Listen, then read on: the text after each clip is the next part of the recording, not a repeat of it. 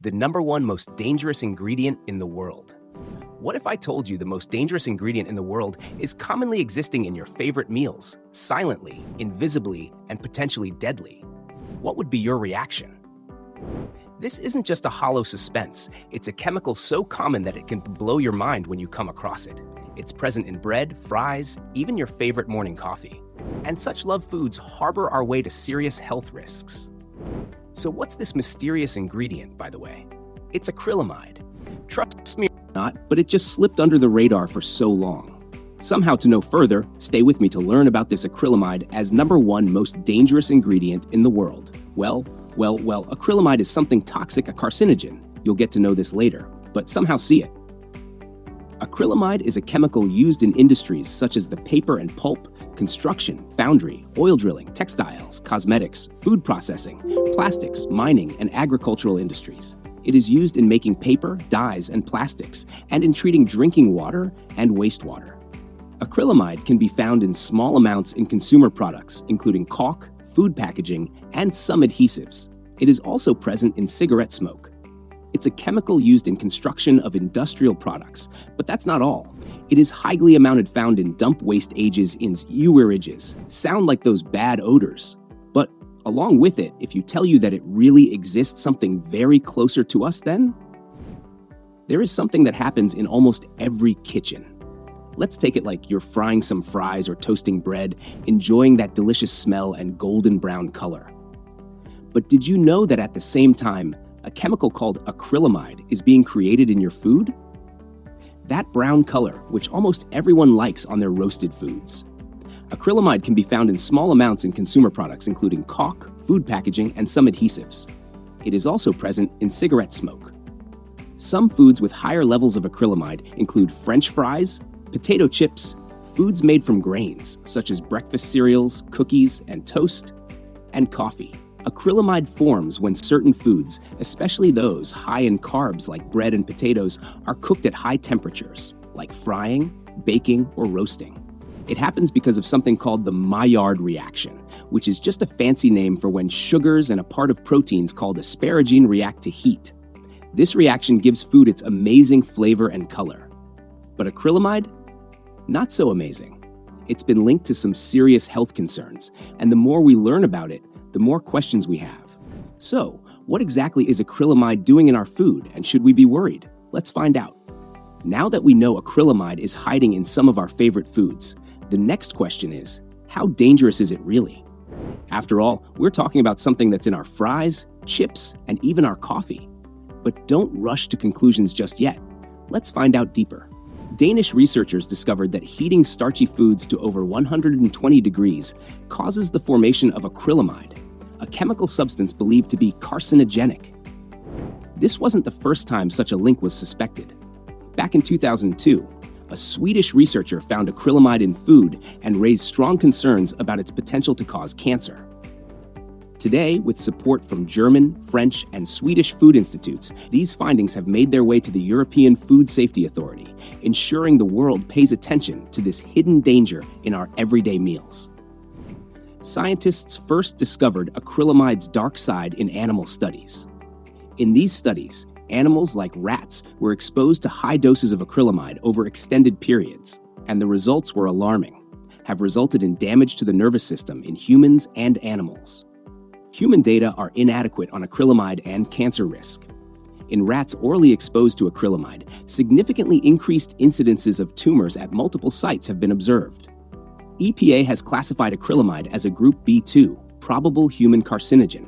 In these high doses, acrylamide didn't just cause a little discomfort. It messed with the nervous system, causing numbness, weakness, and memory problems. Chronic effects, non-cancer. Chronic oral exposure to acrylamide has been observed to produce nerve damage, with effects such as numbness and weakness in the hands and legs in humans and animals. Like, just imagine something so tiny, yet so powerful, affecting your brain and nerves. In extreme cases, it even led to changes in behavior. Now, while these studies were done with higher doses than what we typically encounter in food, it's enough to make you think twice about how much of this chemical we could consume without even realizing it. But the story doesn't end there. Acrylamide isn't just a neurotoxin. It's been linked to cancer as well.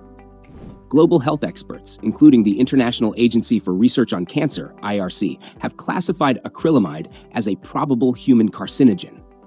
In general, the American Cancer Society does not determine if something causes cancer, that is, if it is a carcinogen. But we do look to other respected organizations for help with this. Based on current research, some of these organizations have made the following determinations. The International Agency for Research on Cancer, IARC, classifies acrylamide as a probable human carcinogen. The U.S. National Toxicology Program, NTP, has classified acrylamide as reasonably anticipated to be a human carcinogen. The U.S. Environmental Protection Agency, EPA, classifies acrylamide as likely to be carcinogenic to humans. In simpler terms, that means there's a good chance that it could increase the risk of certain cancers, although more research is needed to fully understand how much. And that's where it gets a little scary. We considered this issue in a combined set of 1975 cases of pancreatic cancer and 4,239 controls enrolled in 6 studies of the Pancreatic Cancer Case Control Consortium, PANC4. We calculated pooled odds ratios, ORs, and their 95% confidence intervals, CI, by estimating study-specific ORs through multivariate unconditional logistic regression models and pooling the obtained estimates using random effects models. Research has specifically pointed to pancreatic cancer and ovarian cancer as being linked to acrylamide exposure. It's not just a casual mention either. There's real evidence that shows an increased risk of these cancers for people with higher exposure to acrylamide. For instance, the PANC4 consortium conducted a detailed analysis across 6 studies involving 1,975 cancer cases and 4,239 controls. They tracked acrylamide-rich foods like fries, coffee, and bread, while accounting for factors like age and lifestyle. Surprisingly, their findings didn't reveal a strong link between acrylamide and pancreatic cancer, but it highlighted just how complex this topic is and how much we still need to learn. While the actual risk varies depending on how much acrylamide you're exposed to, the connection is strong enough that it demands our attention. It's no surprise, then, that major health organizations like the FDA and EPA are taking acrylamide seriously. These agencies have been researching its effects and have even set guidelines on how much acrylamide we should ideally consume. The FDA has set limits on acrylamide levels in foods, but they're still working on more comprehensive strategies to reduce exposure across the population. The key takeaway here is that acrylamide is a chemical we can't ignore, and health experts are urging us to be cautious. But here's where things get tricky. The presence of acrylamide isn't limited to junk food. We often think of it as being just a byproduct of frying our favorite snacks. But the truth is, acrylamide is in a lot of everyday foods. You can find it in things like toast, coffee, and even breakfast cereals. That's right, even some of the foods we consider healthier could be contributing to our exposure without us even knowing it. By now, you might be wondering, where is this acrylamide hiding in our diets? Well, the answer is a lot of places, and it's not always where you think. Let's start with the usual suspects. Fried foods, like French fries and potato chips, are some of the biggest offenders. That crispy, golden brown crunch you love? That's when acrylamide forms. But it's not just fried foods. Baked goods, especially things that get nice and brown, like cookies and bread, can have acrylamide too. Even your breakfast cereal might be hiding some. Those crispy flakes you pour in the bowl? Yep, they're made by toasting grains at high temperatures, and that leads to acrylamide. And then, of course, there's coffee. If you're a coffee drinker, this one might surprise you. Coffee beans, when roasted at high temperatures, also form acrylamide. So your morning cup of coffee could have some in it, especially if it's a dark roast. But here's the thing, it's not always the foods we think of as junk. Toast is another sneaky source. That perfect golden brown toast you love is made by applying heat, and that makes it the perfect spot for acrylamide to form. And processed snacks? They have it too, even if they seem harmless. Pretzels, crackers, granola bars, they all get baked or fried, and that leads to acrylamide. It's in more everyday foods than we realize, which is why it's easy to overlook. Now, don't worry. I'm not saying you need to give up fries, cereal, or coffee for good, but it's good to know where acrylamide can show up so we can make smarter choices. And the good news? you don't have to cut out everything you love. Understanding the real-world impact of acrylamide involves looking at studies that track workers exposed to this chemical over time. Let's explore some of these findings to get a clearer picture. Worker cohort studies. In a study by Collins et al., 1989, researchers examined a group of 8,854 workers, including 2,293 exposed to acrylamide, over several decades. They found no significant increase in overall mortality or specific causes of death among these workers. This suggests that, at the exposure levels studied, acrylamide might not pose a major health risk. A cohort of 8,154 men, 2,293 of whom were exposed to acrylamide, was examined from 1925 to 1983 for mortality. This cohort consisted of 4 plant populations in 2 countries, the United States and the Netherlands. No statistically significant excess of all-cause or cause-specific mortality was found among acrylamide workers. Analysis by acrylamide exposure levels showed no trend of increased risk of mortality from several cancer sites. These results do not support the hypothesis that acrylamide is a human carcinogen. However, a follow-up study published in 2005 observed a slight increase in pancreatic cancer deaths among workers with higher cumulative exposure to acrylamide. Specifically, those with exposure levels above 0.30 mg/min/years had a 2.26-fold increased risk of pancreatic cancer. While this finding is noteworthy, it's important to interpret it cautiously due to the study's limitations and the need for further research.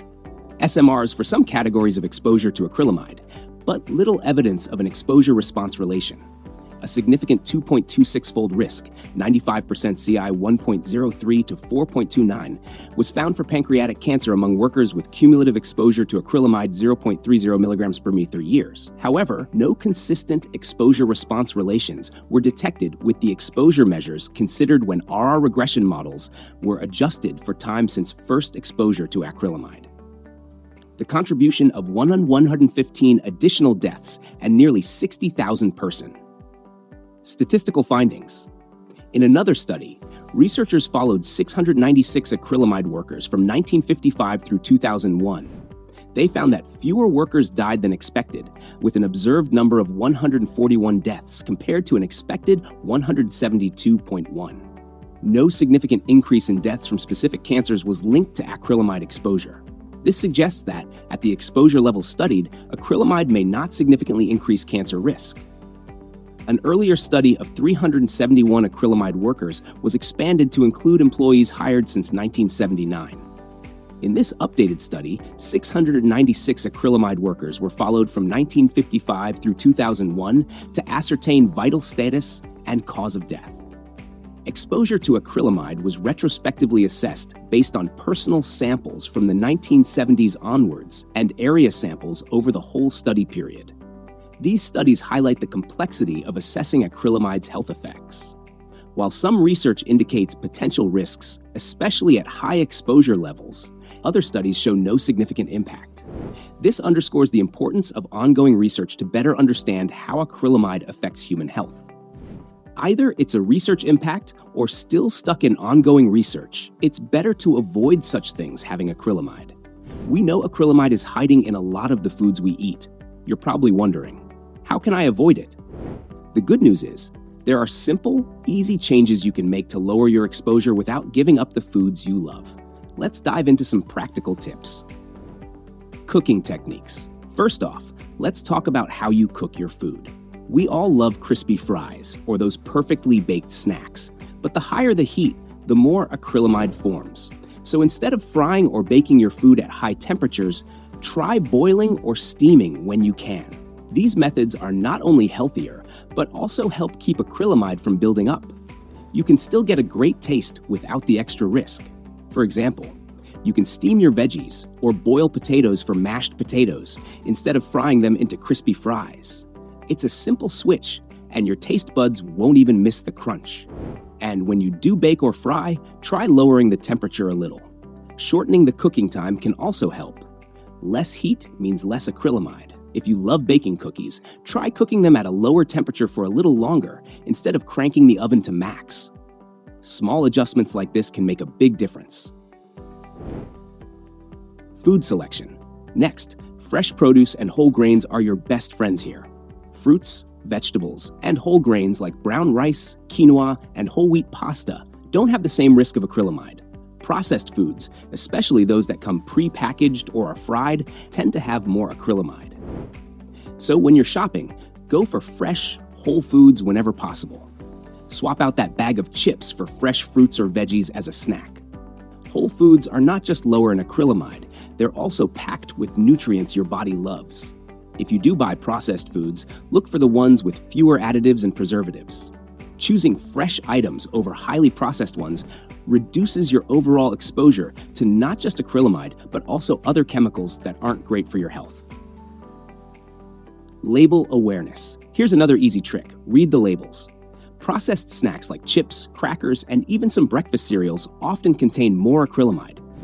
By checking the labels on packaged foods, you can avoid the worst offenders and make more informed decisions. Many brands now list the ingredients clearly, so it's easier to choose snacks that are less likely to have acrylamide.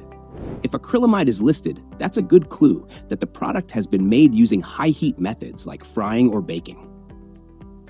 A little goes a long way. These changes don't have to be huge. By making small adjustments in how we cook and what we eat, we can lower our exposure to acrylamide while still enjoying delicious meals.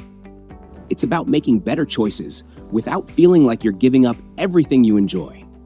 A few simple swaps can make a big difference for your health in the long run. So next time you're cooking or shopping, just remember these tips. Choose gentler cooking methods, pick whole foods, and keep an eye on those labels. With these easy steps, you can reduce your exposure to acrylamide and still enjoy the foods that make life tasty. Let's talk about something that most of us love, coffee. It's a daily ritual for so many, but did you know that your morning cup of joy might be carrying a bit of acrylamide? Yes, coffee contains acrylamide. It forms during the roasting process when coffee beans are exposed to high heat. The longer and darker the roast, the more acrylamide tends to form. So that rich, bold brew you love? It could have higher levels of the chemical, especially in darker roasts. But don't panic just yet. While acrylamide is present in coffee, the levels are relatively low compared to foods like fries or chips. Plus, there's a silver lining. Moderate coffee consumption has actually been linked to various health benefits. Studies suggest it can improve brain function, help reduce the risk of certain diseases like Parkinson's, and even boost your metabolism. Wrap it all up. Let's take a quick look at what we've learned today. Acrylamide is a chemical that forms in foods when they're cooked at high temperatures. And while it's found in many of the foods we love, it's linked to some serious health risks like neurotoxicity and even cancer. From fried foods to coffee, acrylamide can sneak into our diets in ways we don't always expect. But the good news? We can take steps to reduce our exposure. By cooking at lower temperatures, choosing fresh produce over processed snacks, and being mindful of what we drink, we can still enjoy our meals without too much worry. So, be aware of your food choices and stay informed. Research on acrylamide is ongoing, and new findings could help us make even smarter choices moving forward. Thanks so much for watching. If you've got any thoughts, questions, or even tips on how you're cutting back on acrylamide, drop them in the comments below. I'd love to hear from you.